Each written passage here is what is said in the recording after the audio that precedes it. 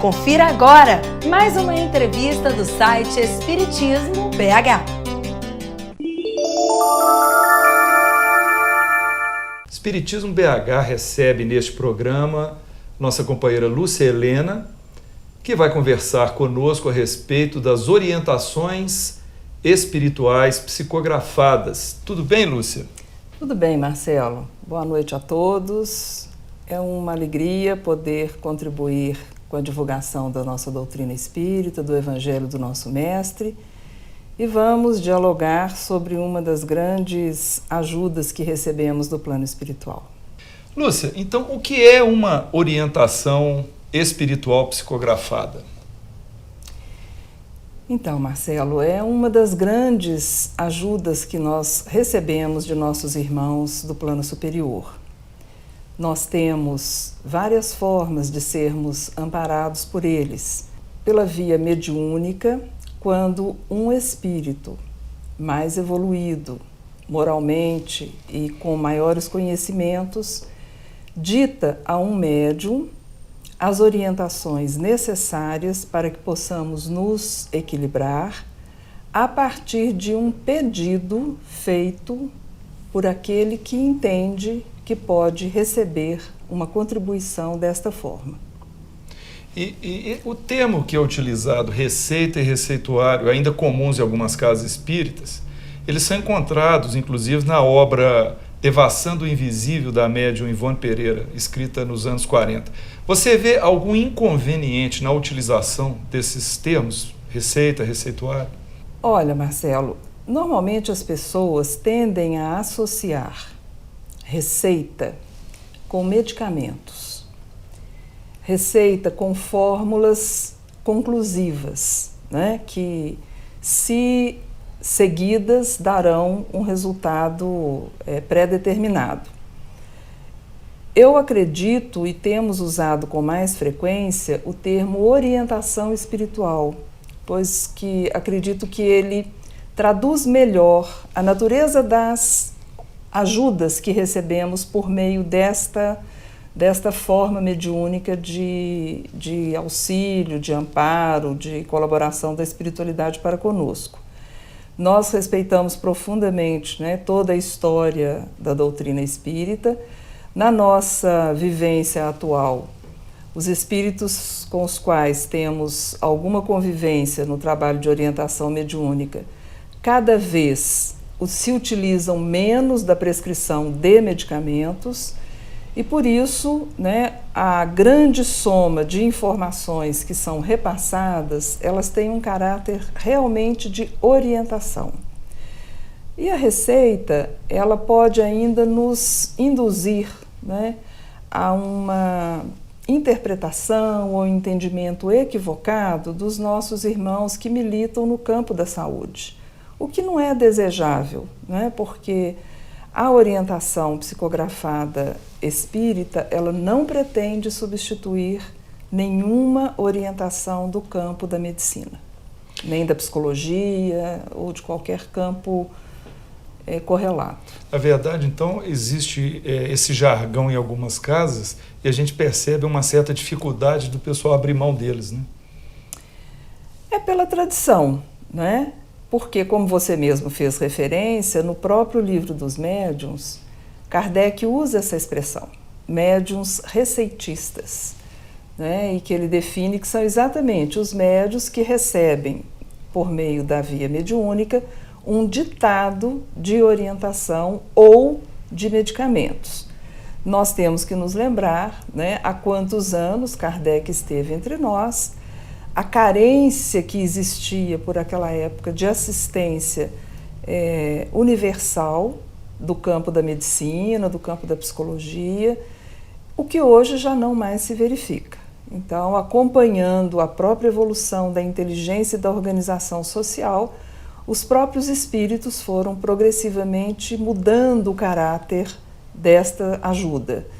E, enfim, né, para que as pessoas tenham uma expectativa mais real do que podem auferir com esta solicitação, nós temos procurado nos utilizar da expressão orientação espiritual.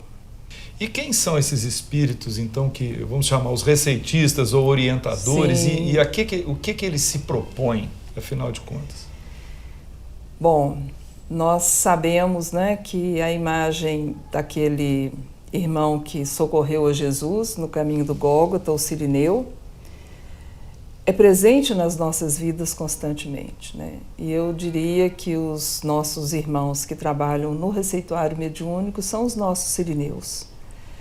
Eles se propõem a acompanhar as nossas vidas por um período, consultando todos os nossos registros desta encarnação, quiçá de outras, né, que possam determinar ou melhor explicar os conflitos que vivenciamos neste momento, e a partir deste conhecimento, eles então nos apontam o melhor caminho a seguir. É importante dizer que no plano espiritual, as tarefas são atribuídas por merecimento, né? Por ascendência moral, por acúmulo de conhecimento. Então, são espíritos admitidos nesta tarefa porque já fizeram jus a elas. São espíritos muito amorosos, disciplinadores, é verdade, porque o amor não prescinde da disciplina, a caridade também não prescinde da disciplina, mas sempre nos acolhem como irmãos que realmente são. E eles têm, então, dentro das equipes diretivas das casas, algumas atribuições muito específicas, né? Eles não acompanham tão somente ou não nos atendem tão somente no momento do receituário, mas nos acompanham, né? Acompanham o desdobramento das orientações que eles nos passaram. Então, eles sabem exatamente o efeito que aquelas orientações que nos deram podem ou não estar surtindo em nossas caminhadas. E esses espíritos teriam uma especialidade no campo espiritual para poder fazer essas orientações, essas prescrições? Alguns destes espíritos com os quais temos alguma convivência, eles foram, quando encarnados e em outras encarnações, alguns nós temos notícias de já terem exercido a medicina. Mas nós também sabemos que, ao retornarem à pátria espiritual, eles têm uma consciência muito clara de que aquilo que aqui, né, eles conheciam não se aplica integralmente às nossas necessidades quando eles nos olham de lá para cá, né? Verdade. Então, eu acredito, né, eu não conheço nenhuma obra que trate especificamente dessa tarefa com mais detalhes, mas eu creio, por outros depoimentos, como de André Luiz, né, o quanto ele teve que aprender no plano espiritual, embora tenha sido um médico aqui entre nós de renome, o quanto ele teve que aprender sobre amar ao próximo, sobre como praticar a caridade, né, uma nova compreensão do que significa disciplina, do que significa conhecimento. Então, eu creio que estes nossos irmãos também se preparam, né, especificamente para esta tarefa no plano espiritual. E qual que deve ser, Lúcia, o esforço da casa espírita para ela realizar um receituário mediúnico? O esforço que ela deve ter em relação à mediunidade, Marcelo. A primeira grande preocupação de uma casa espírita deve ser a formação do seu corpo mediúnico, a educação da mediunidade daqueles que receberam esta possibilidade de trabalho, de prática da caridade. Avançou muito nos últimos anos a compreensão do fenômeno da mediunidade, da sua finalidade na vida do médium, né, e aquilo que realmente se faz necessário para que esta tarefa seja feita a contento, ou seja, que o médium se transforme, né, se prepare e se torne uma boa ferramenta àquele espírito que pretende, por meio dele, repassar ou orientações ou qualquer outro tipo de ajuda. Então, o estudo, a compreensão da mediunidade e do significado da mediunidade na vida daquela pessoa que a exerce. compreender que a mediunidade é, acima de tudo, uma ferramenta de reforma íntima, de mudança, de aperfeiçoamento, de evolução. E que quanto mais o médium se dedica, quanto mais ele se aprimora internamente, mais proximidade, mais e melhor sintonia ele consegue com os mentores espirituais. E, portanto, tem uma maior fidedignidade ao transmitir as orientações que são a ele repassadas, né? Nós sabemos da nossa imperfeição ainda, né? Sabemos que podemos conquistar muito em cada encarnação, mas é preciso, então, que a casa espírita cuide, ofereça as oportunidades adequadas ao seu corpo mediúnico para que dela, né, os espíritos façam bom uso. Então, esses médiuns, eles teriam de passar por educação, né, desenvolvimento mediúnico, treino de psicografia, tudo isso? Exatamente. Nós nem utilizamos mais, Marcelo, a expressão desenvolvimento mediúnico, porque a mediunidade, ela já é preparada na espiritualidade. O que aqui o médium precisa de assumir é a sua autoeducação. Então, nós utilizamos a expressão educação mediúnica para que nenhum deles tenha dúvida de qual o objetivo a ser perseguido. Na nossa experiência, eles devem fazer curso, né, sistematizado, onde eles estudam o Evangelho, estudam a doutrina, sobretudo estudam a mediunidade, o fenômeno mediúnico e passam por etapas neste processo de treino, né? Nem todos os médiuns são médiuns psicógrafos, mas à medida em que eles se mostram aptos do ponto de vista da evangelização e do conhecimento, a espiritualidade que coordena o campo mediúnico da casa vai orientando progressivamente e eles vão mudando de atividades, né, preparando-se para esta função de psicógrafos quando este for o caso. O tempo para esta preparação é uma questão que sempre nos é feita pelas pessoas, depende da caminhada de cada médium. Cada mediunidade é uma, né? Cada história é e cada médium tem um acúmulo pessoal ao longo das suas múltiplas encarnações. Então, nós temos casos de médiuns que com menos de 2 anos de educação mediúnica, eles já estão exercendo a tarefa. Temos alguns que passam anos na reunião de educação mediúnica sem escrever uma única frase e são conduzidos ao desenvolvimento específico da psicografia, né? E fica patente para nós outros, que a espiritualidade sempre nos mostra a singularidade, né? Que nós somos espíritos únicos, singulares. Então, não nos cabe fazer comparações, né? Mas acolher a todos os nossos irmãos que estão nessa tarefa e lhes oferecer as melhores condições para que eles cumpram o mandato que receberam. Você já falou alguma coisa a respeito disso, mas eu vou insistir na pergunta. A terapêutica da medicina terrestre, ela deve ser abandonada mediante uma orientação da espiritualidade? Em hipótese alguma. Em hipótese alguma. São orientações de natureza diversa, né? Quando nós temos um distúrbio orgânico, nós já entendemos pela doutrina que esse distúrbio, primeiro, ele se dá em nosso corpo espiritual, em nosso perispírito. Mas desde que ele tenha se instalado no corpo físico, é preciso que nós tenhamos também a paciência de nos submetermos aos tratamentos que a medicina pode nos oferecer. É desta forma que nós também desenvolvemos a nossa inteligência, que nós construímos o conhecimento, e a espiritualidade não vai permitir, né, que nós possamos dar saltos em nosso aprendizado.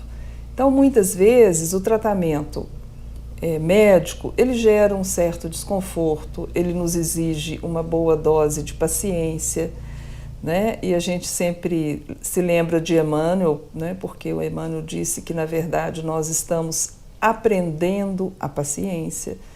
Então, a resignação, a tolerância, são qualidades que nós geralmente desenvolvemos nestas situações adversas, né? A espiritualidade, via de regra, a orientação espiritual, via de regra, vai nos fortalecer para que possamos viver todas as etapas necessárias ao nosso aprendizado. Esta é a grande ajuda que geralmente recebemos do plano espiritual. E que tipo de conteúdo pode ser encontrado em prescrições de receitas psicografadas? Essa pergunta é muito oportuna, Marcelo, porque às vezes a gente observa que os nossos irmãos que chegam à casa espírita, eles comparam as orientações e eles de repente falam, mas a orientação é igual, né? Ou é quase igual. Realmente, as palavras que foram escritas naquele papel, muitas vezes elas são muito parecidas. Primeira coisa, os espíritos vão nos chamar a atenção para o nosso estado de espírito. Então, eles vão começar com paz, bom ânimo, estamos ao seu lado, né? Então, eles vão tentar, por todos os meios, balançar a nossa confiança, quer dizer, estimular para que renovemos a nossa confiança na espiritualidade, que está trabalhando, né, como prepostos do nosso Mestre Jesus, que está ali para nos apoiar nessa circunstância, mas nessas condições. Então é um chamamento, né, é um convite. Logo em seguida, eles vão nos lembrar que a oração, que a elevação do pensamento, né, favorece o campo para que a cura se dê. Então, eles vão nos propor que a gente faça oração, que a gente realize o culto do Evangelho no lar, que a gente faça leituras edificantes, né, que a gente se lembre da prece cotidianamente. Eles falam, olha, a oração é aquilo que predispõe o coração, que predispõe, né, o espírito a receber a ajuda de que necessita. Depois desta assertiva sobre a prece, normalmente eles vão nos pedir, eles nunca dão ordem, eles vão nos pedir que façamos a leitura de algumas obras que geralmente não são iguais, né? Porque aí começa a se ver que as nossas necessidades são diferentes. A necessidade daquele momento, a nossa capacidade de compreensão, o acúmulo de conhecimento que nós já temos, né? Então, isso, o que os espíritos vão nos recomendar enquanto leitura vai variar. É importantíssimo que a gente leia. Por quê? A nossa mente, muitas vezes, ela fica fixada na nossa dificuldade, ela fica fixada no nosso problema, entre aspas, naquilo que a gente chama de problema. Ao lermos, nós trazemos ao nosso campo mental novas informações, novos pontos de reflexão, fazendo com que a sintonia mude, né? E quando muda, quando nós deixamos, né, de cultivar a ideia fixa, isto favorece muito a que eles possam nos intuir, a que eles possam direcionar os nossos pensamentos para o campo necessário de reflexão e de meditação que nos ajudará a superar aquela dificuldade presente.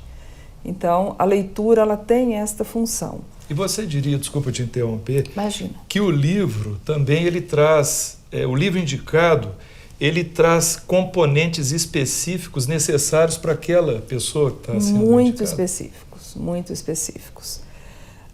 Talvez a pessoa comece a ler, não se identifique, mas fatalmente em algum ponto daquela obra, né, ele vai ter aquela sensação que é muito peculiar a todos nós, alguém escreveu para que eu lesse, né?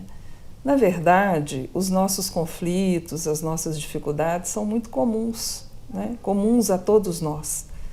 Então, eu te diria que todos os livros servem para todos nós, mas em momentos diferentes, né? Por isso é que eles, em cada momento que retornamos ao receituário, eles, né, a orientação mediúnica, eles podem nos dar indicações diferenciadas. Por outro lado, também chegam irmãos que dizem assim: nossa, é a 5ª vez que o Espírito me manda ler este livro, o mesmo livro, né? Duas grandes questões: ou você não leu com a devida atenção e aproveitamento, ou, né, você já tem condições de absorver novos conhecimentos daquela leitura, porque não são livros simples como aparentemente nós achamos, né? Eu gosto muito de dizer que, sobretudo, os livros de nosso irmão Emmanuel são como aqueles frascos de perfume francês, né? Pequenininhos, mas que têm essências duradouras, e nem sempre nós conseguimos absorver, né, tudo o que ele pretende nos transmitir, às vezes, em 2, 3 parágrafos. Então... E querendo até reforçar o que você está dizendo, quantas vezes nós ouvimos, por exemplo, pessoas que leram o Nosso Lar, do Espírito André Luiz, e afirmando que na primeira leitura tiveram uma impressão, na segunda descobriram novas coisas e assim por diante. Novas questões. Eu tenho alguns livros, né? Tem um livro do Emmanuel que eu acredito que todo espírita tem que ter e tem que ler continuamente, que é o Pensamento e Vida. Aparentemente, né, eu dei de presente há um tempo atrás e avisei para a pessoa, disse: olha, não se deixe iludir nem pelo volume e nem pela simplicidade dos textos, porque a simplicidade é apenas aparente, né? Na verdade, o crescimento espiritual, ele se dá de uma forma diferenciada do crescimento intelectual, né? Do desenvolvimento intelectual. À medida em que você supera algumas limitações pessoais, do ponto de vista eminentemente espiritual, você como que descortina novos campos do saber. E você passa, né, para usar uma expressão muito comum entre os nossos irmãos orientais, você passa a ter níveis de consciência diferenciados. E isso te traz compreensões também cada vez mais amplas, né, facultando aqui os conhecimentos adquiridos que você já tem, se conjuguem, elaborando novas sínteses, né, e gerando então novos conhecimentos. É muito diferente, realmente não é uma simples acumulação de saber como a gente pode ter, né, ou avaliar no campo meramente cognitivo, né? Nós somos espíritos nem tão novos assim, né? Já temos muitas vivências e muito conhecimento acumulado. Além da literatura, né, além da prece, a qual nós já fizemos referência, nós temos também, muitas vezes, a orientação para que a gente assista a reuniões públicas com assiduidade. Isto significa que não é uma por mês, mas é uma, no mínimo, por semana. Nós vamos ter a prescrição dos passes, né, que são importantíssimos para o reequilíbrio das nossas energias do ponto de vista do corpo, do nosso corpo espiritual.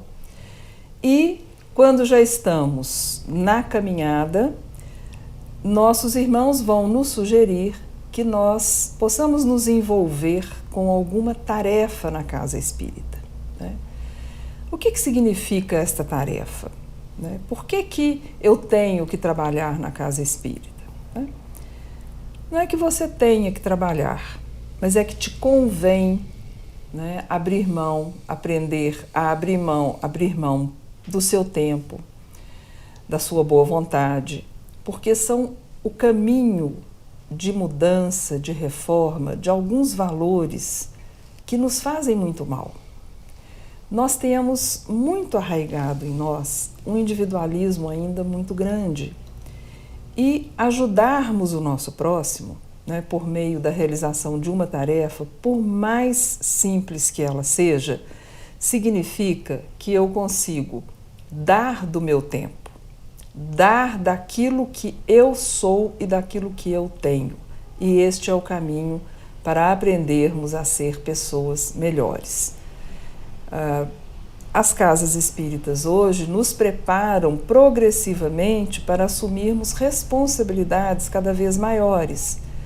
E para isso é preciso que nós tenhamos conhecimento, né? Então, a gente começa muitas vezes frequentando a reunião pública, recebemos depois convites para estudos mais sistematizados, né, mais sequenciais, e assim vamos também galgando a possibilidade de nos envolvermos progressivamente com tarefas cada vez mais complexas.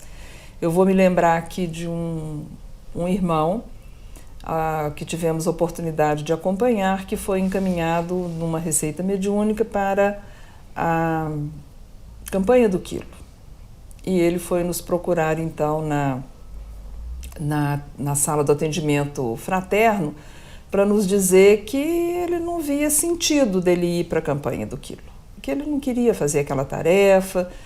Bom, pacientemente nós o motivamos, nós o incentivamos que cumprisse, porque a espiritualidade tinha um bom motivo para lhe indicar aquela tarefa. Passado alguns meses, ele retornou à sala do atendimento fraterno, assentou-se muito calado e virou para a gente e disse assim: olha, sábado eu andei muito num sol muito quente e a minha sacola continuou vazia. E eu pensava que eu tinha no bolso, o que eu tinha de dinheiro no bolso era capaz de encher a minha sacola se eu entrasse no supermercado e comprasse aquilo em alimentos. E nós continuamos quietos, calados, ouvindo, né, a queixa, a aparente queixa dele, né? Quando ele viu que nós não retrucávamos, ele deu um largo sorriso e nos disse assim: só que eu já aprendi que o que eu preciso não vende no supermercado. Eu tenho que aprender caminhando no sol, recebendo não. Eu tenho que aprender a ser uma pessoa mais tolerante, uma pessoa mais receptiva aos outros.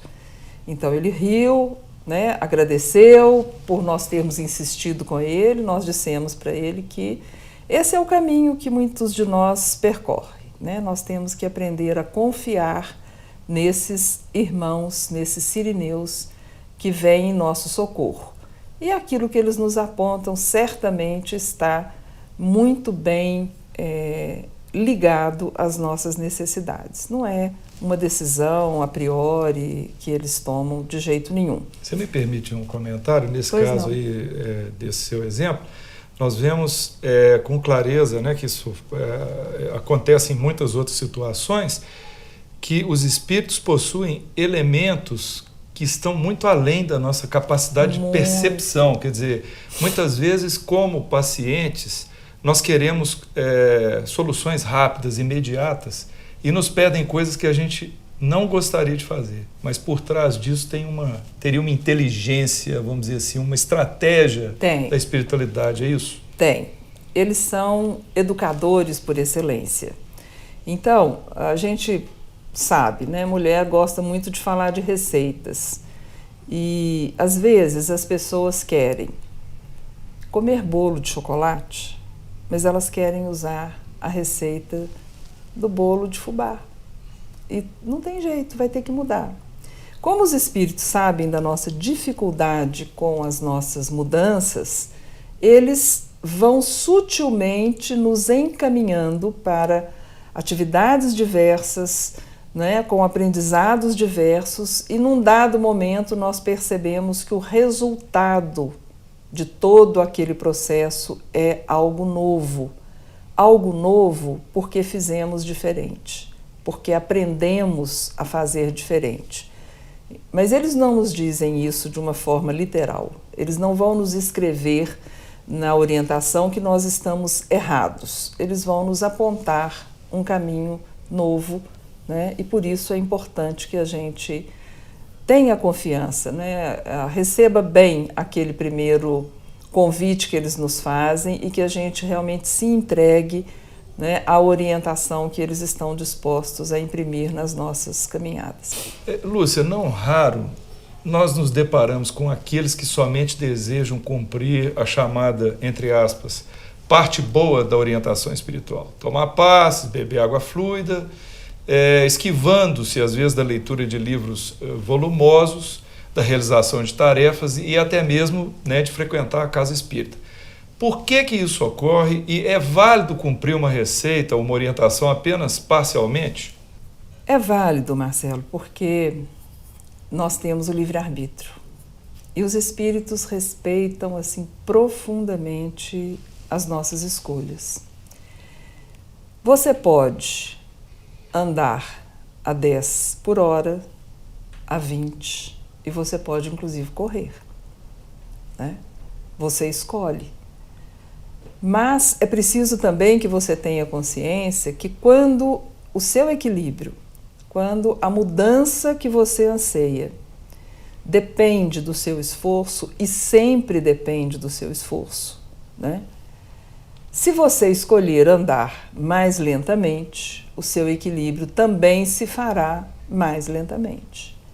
O que pode ocorrer é que numa sequência, né, de orientações, de acompanhamento, em um dado momento, esta ajuda ela pode diminuir, porque, né, aquilo que é possível aos espíritos fazer já foi feito e eles não têm mais como interferir. Existem leis às quais nós estamos submetidos e a ajuda que eles podem nos dar também seguem as mesmas leis. Então é muito importante que a gente reflita sobre exatamente o que nós queremos. Eu costumo dizer com muita clareza para alguns irmãos que nos procuram que se você pede orientação à espiritualidade, é preciso que você já tenha se decidido anteriormente a acolher a orientação que lhe será ministrada. Por uma questão de respeito, né, por entender que aqueles irmãos poderiam estar ajudando a outros tão necessitados quanto nós, mas eles estão cuidando de nós, né? E que, se nós desprezamos as oportunidades, podemos nos ver frente a dificuldades maiores, né, quando poderíamos ter encurtado o nosso caminho. Então é importantíssimo que todas as orientações sejam cumpridas.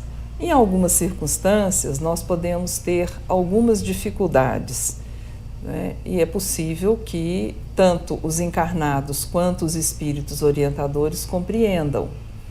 Mas, se você está vivendo uma situação que você considera uma situação de desequilíbrio, cuide de você primeiro, porque qualquer outra coisa que você for fazer será comprometida por essa circunstância do desequilíbrio.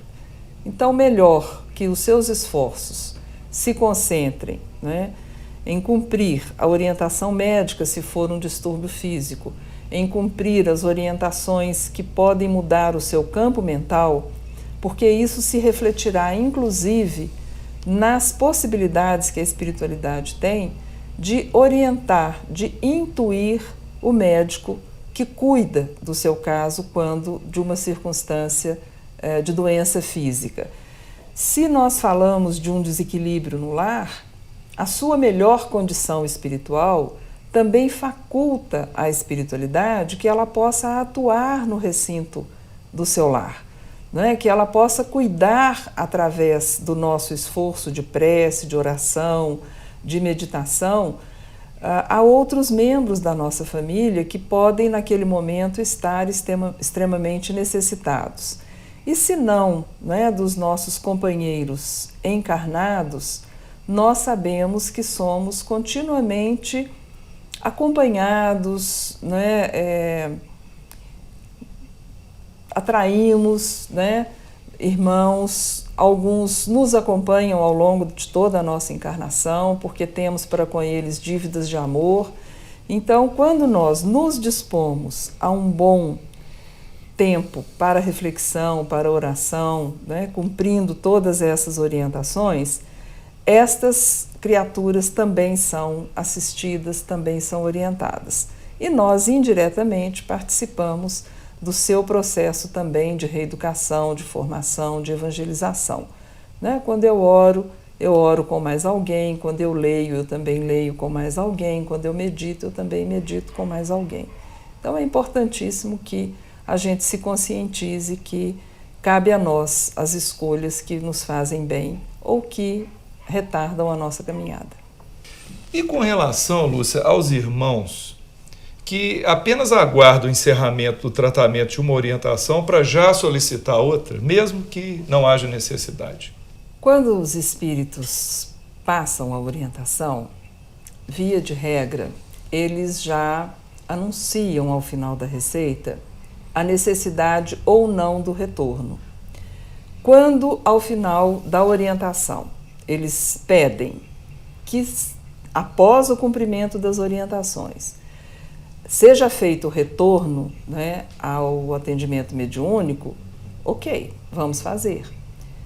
Mas se isto não está explícito e o nosso irmão ainda se sente numa situação de desequilíbrio, primeiro é bom que ele reflita se realmente ele se empenhou em todas as orientações que lhe foram dadas, na leitura, na meditação, na orientação, né, na mudança do campo mental, na frequência aos passes, como é que ele recebeu estes passes e se realmente ele se sentir ainda muito necessitado, é bom que ele recorra ao atendimento fraterno da casa que frequenta para que ele possa ser melhor orientado, para que ele possa conversar um pouco sobre as dificuldades que ele vivencia.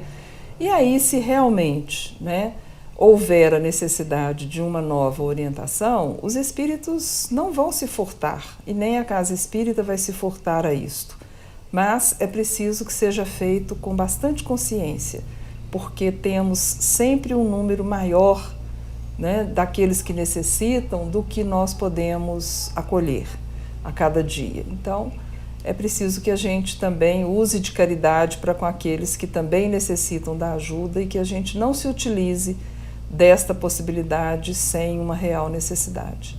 Poderia também haver aquele caso da pessoa que cumpre a prescrição da orientação da espiritualidade, mas ela fica com a sensação de que não adiantou, que não deu certo, e aí corre atrás de outra. Existe, né? Existe, mas é preciso que a casa espírita, né, ela faça constantemente o convite ao estudo, o convite à tarefa, né, que lembre aos frequentadores, sobretudo aqueles que estão chegando, que é um caminho complexo, o caminho da mudança, né, e que os passes, eles são um momento de reequilíbrio. Mas o equilíbrio depende das mudanças de valores, do desenvolvimento de qualidades, e isto, a fluidoterapia, o passe, não vão suprir. É um paliativo só. É só um momento de socorro, né? É só um momento de socorro. O crescimento espiritual é um esforço cotidiano. Lúcia, para a gente finalizar, qual deve ser então a postura do espírita diante do recurso da receita espiritual psicografada? Marcelo, de muito respeito, mas eu vou colocar aqui uma outra situação também muito importante. Alguns irmãos nossos, quando já estão envolvidos com tarefas na casa espírita, sejam elas de que natureza for, quando eles já têm, né, alguns cursos feitos, alguns conhecimentos acumulados, eles também se julgam imunes a situações de desequilíbrio. E muitas vezes enfrentam dificuldades muito grandes, sofrem no isolamento sem recorrer à ajuda espiritual. Por mais que os nossos mentores nos amem e eles nos amam, por mais que eles queiram cuidar de nós, em alguns momentos eles não podem interferir em nossas caminhadas, a não ser que nós peçamos. Né? É uma questão de respeito ao nosso livre-arbítrio. Então, em algumas circunstâncias, é preciso que, né, os espíritas se lembrem que este é um recurso do qual vamos necessitar e podemos nos utilizar muitas vezes. Não há nenhum desdouro em irmos tomar um passe, em termos que, né, receber o passe em nosso lar, que sejamos relembrados da necessidade de estudar determinadas obras, né, que recebamos novas orientações em relação às nossas tarefas. Nós não estamos prontos em uma encarnação. Então, mesmo aquele que chega na casa espírita e se dirige pela primeira vez, né, para a solicitação de uma orientação psicografada, ou aquele irmão que já está na doutrina espírita há 20 anos, há 30 anos, sempre que ele perceber, né, que um diálogo com a espiritualidade, por meio dos nossos médiuns, pode beneficiá-lo, pode ajudá-lo a caminhar com mais segurança, com mais presteza, ele deve recorrer à orientação psicografada. Mas, como eu já disse, com a disposição de realmente cumprir aquilo que lhe for prescrito, né? Porque não se baseia no achismo, não se baseia numa decisão momentânea do espírito que nos atende. Se baseia na análise da nossa existência, da nossa atual encarnação, dos desafios que enfrentamos naquele momento e quais são as ferramentas, quais são as possibilidades que temos de superar com mais tranquilidade e com mais harmonia aquilo que temos que enfrentar. Muito bem. Então nós encerramos o programa agradecendo a Lúcia pela sua participação, Lúcia. Eu que agradeço, Marcelo, porque a necessidade, né, do trabalho, do compartilhamento daquilo que a gente recebe é uma constância na nossa vida. E estamos muito agradecidos à espiritualidade que tem fortalecido essa tarefa, né, a qual você se propôs a fazer, e agradecemos o acolhimento que eles nos dão sempre que nós podemos ampliar um pouquinho a nossa possibilidade de estudo e de reflexão. Esperamos que você tenha gostado deste vídeo. Deixe a sua opinião em nosso site